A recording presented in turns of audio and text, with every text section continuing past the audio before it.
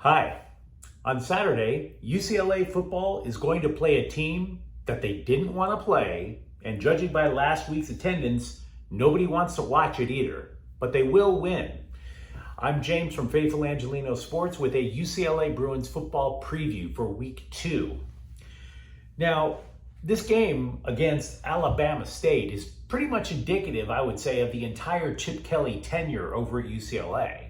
And I'm not even trying to troll when I say it. You know, they hired Chip Kelly and everybody thinks this is going to be cool, and then they're going to get disappointed. And this week is indicative of that, because if you remember, this was a week where they were supposed to play Michigan. Michigan, that is compelling. That is interesting. That has eyeballs on the screen and butts in the seats. And then Michigan was like, nah, we don't want to play. So the Bruins, unfortunately, because they do want to have a full schedule, they scramble. And the only team that they can find is Alabama State of the Southwestern Athletic Conference, which is a historically black college or university. Now, I've spent the entire week trying to find legit, compelling information about Alabama State, but I can't. And that's really a problem. There's no clips on that I can find that gives details on their offensive or defensive schemes. There's no national publications that have previewed Alabama State. I don't even know their depth chart. The only thing I can say with absolute certainty about them is that their coach, Eddie Robinson Jr., is not related to the legendary Grambling coach, right? So where do we go? We also know that they haven't had a winning season since 2015, although the Hornets right now are 2-0.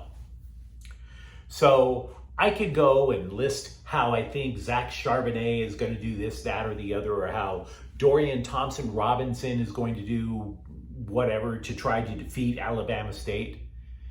But it's all a waste of my breath. They are going to beat Alabama State. I'm not even a gambling man.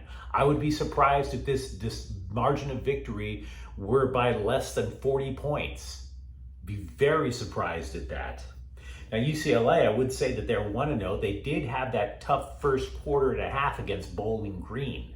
That's why I'm not saying 50 or 60 as opposed to 40. So I want to give you a couple of names to talk about when it comes to the Hornets, just so you have an idea. Their main receiver is Isaiah Scott. He's had 6 receptions for 143 yards and a touchdown.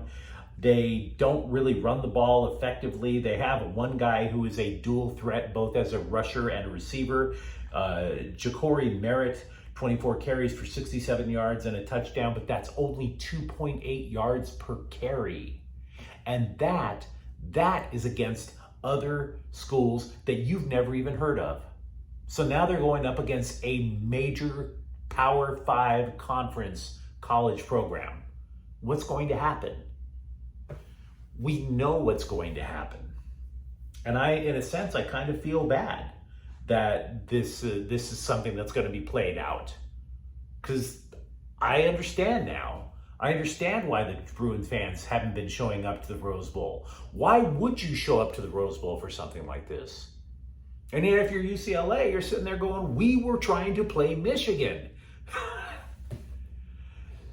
There's no reason to delve into this game any further than that. If you are a Bruins fan, I am not going to fault you if you sit there and go, I'd rather play golf. I'd rather drink a beer by myself in the dark. I would rather do a number of things than watch this game. But if you go, I give you credit for being a diehard. Absolutely. The bottom line, the Bruins are going to move to 2-0. Now, if you enjoyed this little rant that didn't amount to much of anything, I invite you to like and subscribe to Faithful Angelino Sports. UCLA, we do talk about them. And we will actually talk interesting games about them. Just not this week. Thank you for watching. I'm James. We'll see you soon. Faithful Angelinos is a Kian Corte El Queso production. Take care.